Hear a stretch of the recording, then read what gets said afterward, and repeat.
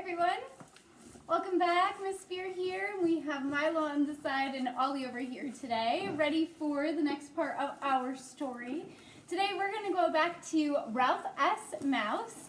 And if you remember, we left off at a really important part. We're a little more than halfway through the story, and we're going to get a chance to finally, hopefully, find out what happens when Ralph runs the maze. If he decides to run the maze at all. But I don't know. No maze, no motorcycle. Tough decision for Ralph. So right now he's stuck in the middle of that big fishbowl as he waits for his turn to finally run the race. Let's find out more. Chapter 6, The Maze. Come on, Ralph, old buddy. Ryan scooped Ralph out of the fishbowl. Show them how smart you are.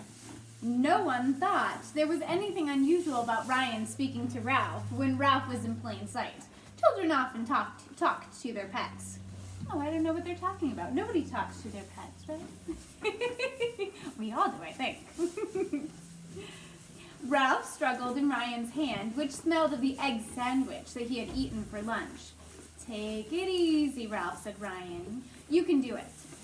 I need to warm up first, squeaked Ralph. Ryan paid no attention. Possibly he did not hear because of the murmurs of excitement as all the students gathered around for a better view of the maze. He set Ralph down in front of an opening in a cardboard wall and said, when Brad fires the cat pistol, remember, like a starting gun, not a real gun, go for the peanut butter. Oh, he does love peanut butter and jelly sandwiches. Ralph shook his paws in a last desperate attempt to limber them up. At the same time, he sniffed, trying to get wind of that peanut butter at the end of the maze. Unfortunately, the room was full of confusing smells. Popcorn, tomato sauce of tacos eaten by those who had bought school lunches, peanut butter, bologna, egg, orange, banana, eaten by those who had brought lunches from home. Ralph even caught a whiff of grape bubble gum, the reek of sweaty socks, and the scented soap fragrance of Miss Kay.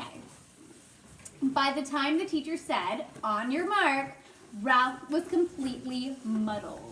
Take a moment to think about what muddled might be. All those smells mixing around. It's like a fruit salad in there, including stinky socks. He crouched, waiting for the starting gun, which did not go off. My cats are stuck, said Brad.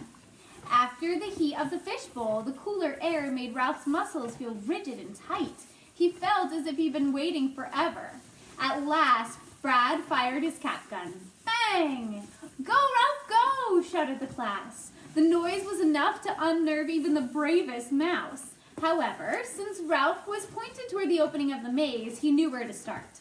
He ran through the opening and bumped his nose against the cardboard wall. Then he turned the other way. No! Shrieked the children. Not that way, the other way! Ralph followed their direction and bumped his nose again. My motorcycle, he thought in despair. I'll never get my motorcycle back if I don't get it right. Whew, talk about pressure. Ralph, don't let me down. Ryan's voice rose above the shouting. Down among the partitions of the maze, with so many lunch-smelling rooters breathing on him, Ralph had no idea of which direction he could smell the peanut butter. Everyone was yelling. Please be quiet and give him a chance, said Melissa. Suddenly, Ralph was angry. There's no arguing. You have hay and you have hay. Everybody has hay. Dinner time drama. Back to Ralph. Suddenly, Ralph was angry. He knew he was a really smart mouse. Why should he have to run around banging his nose in front of all those tacos and sandwich gobblers? Nimbly, he leaped to the top of the partitions, caught a whiff of pure peanut butter, and took off across the top edges of the maze. He would show them who was smart. Ralph was halfway to the peanut butter when he felt Ryan's egg sandwich smelling hand close around his body. Hey, said Ryan, you weren't supposed to do it that way. Ralph, feeling that the world was unfair, found himself back at the beginning of the maze. He was furious. No one had said he had to bump his nose into every single dead end in the maze. Why should he? The object was to reach the peanut butter as fast as possible. On your mark, said Miss Kay a second time. Bang went the cap gun again. Ralph leaped to the top of the partition, nimbly raced across the top of the maze, and filled his mouth with peanut butter just as the last bell rang and the room mother began to pass out bags of popcorn. Now they have a picture of what this might look like here, so I'll try to share that with you. I know you kind of get the bars of the stall too. You can see, if you look really closely, you've got Ralph going along the top of the maze, headed straight to the finish line and all that peanut butter. I think that's a pretty smart mouse, don't you? Ryan picked up Ralph and poked him into his shirt pocket. I told you that wasn't the way you were supposed to do it. He sounded disgusted. Ralph, who was unable to defend himself when his jaws were stuck with peanut butter, felt Ryan was most unfair. Class, I wish we had more time, said Miss Kay as her pupils crunched their popcorn and scrambled for their jackets. Time and school buses waited for no one. Hey, Melissa, said Ryan, how come you're taking your boots home? Because my mother says I can't watch TV all weekend if I don't, answered Melissa. Ralph tried to struggle and free his jaws. Would he get his motorcycle back or wouldn't he? He had to know. Ralph is not a smart mouse, said Brad. Just because you don't have a mouse, Ryan sounded angry as he slid his arms into his jacket. You're jealous, that's what you are. Who really wants a smelly old mouse, scoffed Brad. You stink and so does Ralph. Uh-oh. Kind or unkind? Good idea or bad idea? Uh-oh. Things are about to get even worse. Hang on to your hats, my friends. Be quiet, said Ryan. Make me, said Brad. Ralph was terrified by the sound of scuffling and pushing. With great effort, he freed his jaws and managed to muffle a squeak. Me! I'm here in your pocket! Don't let him hit me! His voice was so smothered by the parka jacket that no one could hear him, but Ryan must have remembered. He cupped one hand over his pocket, which left only one hand for protecting himself. He was pushed, bumped against someone, and fell to the floor. The class began to shout, and a crowd began to form around crowd around as popcorn scattered. Sorry, that was quite the mouthful. So the class began to shout and crowd around as popcorn scattered. We have it. Boys! Miss Kay's usually gentle voice cut through the commotion. Hurting people does not solve anything. It only makes things worse. Ryan got to his feet. Ralph, shaken but relieved to find himself uninjured, peeped out of the shirt pocket. To his horror, he saw Ryan reach into the pocket of his jacket and pull out a crushed crash helmet and a little red motorcycle broken in two. His precious motorcycle, his only means of transportation, 4 feet didn't count, was destroyed. Ralph experienced the darkest moments of his life. I'll get you for this, Brad, said Ryan as Ralph slid back to the depths of his pocket. You broke Ralph's motorcycle. Brad laughed. He could. He had not been knocked down. Are you crazy or something? He asked. What do you mean, Ralph's motorcycle? Boys, that's enough, said Miss Kay. Hurry along, Ryan, or you'll miss your bus. In the hall, Ralph emerged from the pocket to confront Ryan. Now see what you've done because you wouldn't give me back my motorcycle? You've gone and wrecked it. Ryan, flushed and humiliated, turned on his friend. I don't care if your motorcycle is broken, he informed Ralph. It served you right for not doing what you were supposed to. I never should have brought you to school in the first place. See what happened because I tried to be Mr. Nice Guy? Some nice guy, said Ralph with a tiny snarl. Wouldn't even let me have my own motorcycle. Now look at it. Busted. Well, I've had enough and I'm getting out of here. With that declaration, Ralph climbed out of Ryan's pocket, ran down his jeans, and jumped to the floor, dodging waffle stumpers and boots as he fled. Hey, watch it, called Ryan. Don't get stepped on. He turned and ran for his bus.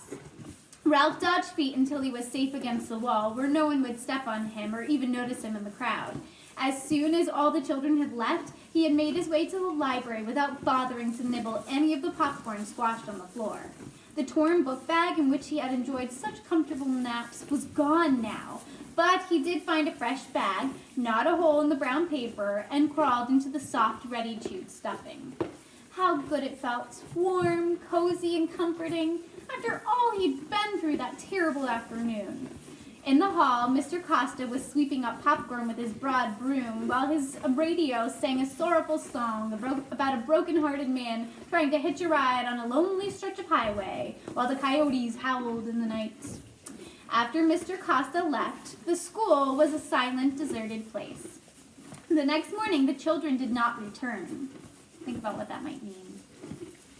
Hopefully not remote learning for them. But if they didn't return, what might it be instead?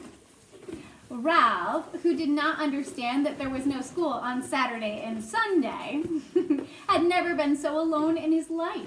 He stood in the cold, empty hall and squeaked as loud as he could, but his tiny voice could not even raise an echo. All weekend he roamed the empty halls and classroom, half-heartedly nibbling whatever he could find, and going, sad motorcycle noise, please. Because he missed his motorcycle so much, and wondering if he was doomed to roam forever the lonely corridors of the Irwin J. Sneed Elementary School. Why didn't the children return? Ralph thought of the old hotel with its shabby lobby warmed by the crackling fire. He missed the reassuring tick of the rasping old clock. He missed watching television and the activity in the lobby, the arrival and departure of the guests, and the arguments among the staff. He missed old Matt, his protector, and supplies of peanuts and popcorn from the Jumping Frog Lounge. He wondered if his plan to make the little mice leave the lobby had worked, and if Matt still had his job. Ralph discovered he even missed, sort of, his little brothers and sisters and cousins. He wondered if the littlest one still fell over his own feet and became tangled up in the fringe of the carpet. He wondered what they would say if they could see him now, cold and lonely in the vast and empty school. He also wondered what they would say if he went home with Brian without his motorcycle. Something like, yeah, serves you right for not wanting to give us rides.